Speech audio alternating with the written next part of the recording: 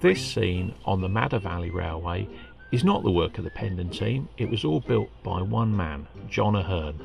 He began it in 1937 and was the first person to create scenery like this around a model railway. Writing many books and magazine articles in both Model Railway News and Model Railway Constructor led to the layout having an almost legendary status. The imaginary scene shows the quiet countryside along the River Madder. On the high ground to the right lies the village of Gammon Magna, with its main street curving up the hill to the Norman Castle, admission to which is 6 pence. Gammon Magna is the upper terminus of the Madder Valley Railway. If you notice the road vehicles outside the station, there's a horse-drawn delivery van and an open-top bus. There's also a cab with a very tired horse, based on the last horse cab in London where John lived. It used to stand outside Victoria Station. Another sight that would be very familiar to everybody from the 1930s is an ice cream tricycle with the words "Stop Me and Buy One" painted on the front. At the lower level is the terminus to Gammon End. The station building is based on the closed Watlington in Oxfordshire. A toast rack charabanc stands in the station yard there, and also a hansom cab has moved along. The green car beside the railings is a Bugatti, and on the station platform with a large plate camera is that John Ahern. He was a keen photographer and motor enthusiast after all. As it leaves the upper village of Gammon Magna, the railway runs along the side of the Madder Valley towards Much Madder, Madderport and the sea. After crossing the river on a trestle bridge, it dives into a short rock tunnel and emerges into a rocky gorge. The tunnel and gorge are based on the Aberglasslwyn Pass in North Wales on the Welsh Highland Railway. The river now sweeps around to the left, and in the middle of the stream lies Cuckoo Island with its ruined temple. Behind the curving river there's a mill, and in its yard is a Sentinel steam lorry, something that had been very common in the 1920s. Moving on, we come to the village of Much Madder, an attractive village with several interesting buildings such as the Brandy Cag Inn and Bert's Garage, a very typical building of its period. Down by the river is a boatyard and slipway. Next to this, between the station and the river, is the scrapyard or village dump.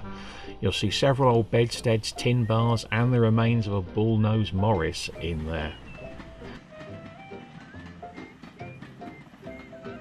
Leaving Much Madder, the river swings around a low hill and enters a lock. Beside this is the Moonrakers Inn with its tiny tea garden. The river crosses the lattice bridge and enters Madderport, passing the timber yard and a large warehouse. Everywhere on the Madder Valley, the buildings are based on real ones gathered from around the country. In the town, the back row of shops and other buildings are from a postcard of Ramsey on the Isle of Man. Further along to the right is a cream hotel marked Strong & Company, Romsey, which would place it in Hampshire. Near the front is an attractive line of shops in the centre of town, which the Pendon team are from Salisbury. John's work always included little humour, hence quibble and cuss the estate agents. We also have the ugly but characteristic corner pub, the China Clipper. Of course, it's the railway that attracts most of the attention, and again, John was happy to gather prototypes from not only around the country, but indeed around the world. Here we have a Welsh pony from the Festiniog Railway, and there's Caledonia from the Isle of Man. John was always quite happy to stretch narrow gauge locomotives to fit his standard gauge line. The most exotic looking engine comes from the famous Darjeeling and Himalayan Railway in West Bengal. Building the locos was covered in John's 1948 book Miniature Locomotive Construction, still a valuable resource for modellers. The station at Madderport forms the headquarters of the Madder Valley Railway. The buildings aren't imposing, but there is a large goods shed with sidings and all the paraphernalia of a small coastal harbour.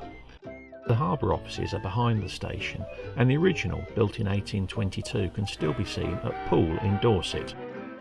Behind the quay stands the Royal Oak Dining Rooms, and they offer a 3-course lunch at 1 shilling and 9 pence.